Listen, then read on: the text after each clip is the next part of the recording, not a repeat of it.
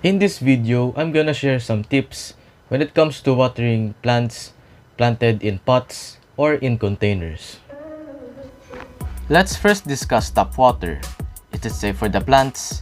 Yes, but only to some like vegetables. Some houseplants could have problems if the chlorine in your tap water is high. Tap water also kills beneficial microbes, which may help in disease prevention and overall plant growth. If you want to dechlorinate tap water, simply ferment it for 24 hours for the chlorine to evaporate. Watering every day will cause issues like overwatering, which could lead to root rot and fungal infection to plants. Only water depending on the needs of the plant. I highly encourage you to do your own research. But you can water most vegetables when the top 2 inches of the soil feels dry.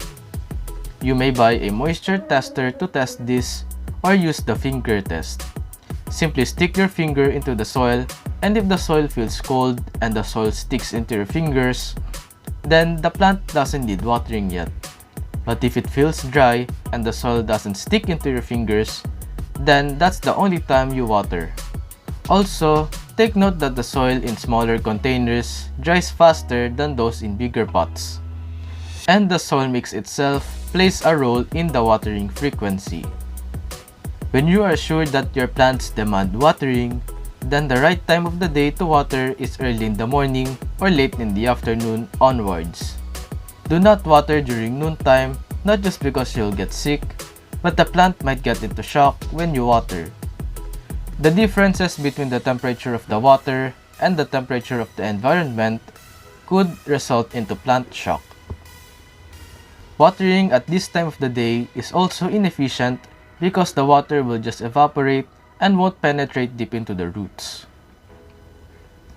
In watering, only pour water on the soil mix. If you are using a hose or a watering can, be careful not to water the foliage, especially for tomatoes. Leaves that are constantly wet could attract fungi, leading to diseases. This will also splash the soil to the leaves and may infect plants with soil-borne diseases like blight. So make sure that you only water the base of the plant. Alternatively, if you have a lot of stuff to do, then you may also do bottom watering method to hydrate the plant. Get a dish or a tray and fill it with water.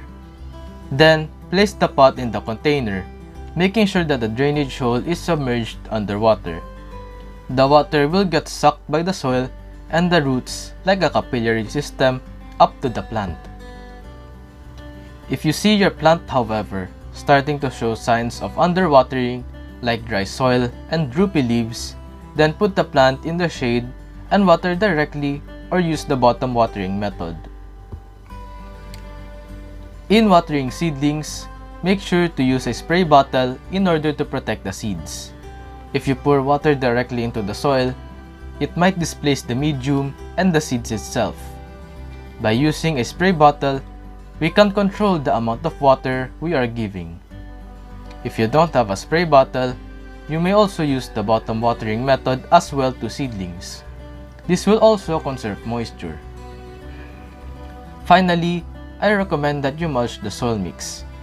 Covering the soil with organic materials like straw, coconut husk, or rice hull for instance, can preserve moisture and save water. I might make a separate in-depth video about mulching soon, so stay tuned. That is all in this video, and I hope that you have enjoyed. If you find this helpful, consider sharing this to your friends and hitting the like button. Don't forget to also visit our Facebook page for more sneak peeks and content. I'll put the link in the description below. And if you want to support my channel, consider subscribing. This is At Kashel, signing out.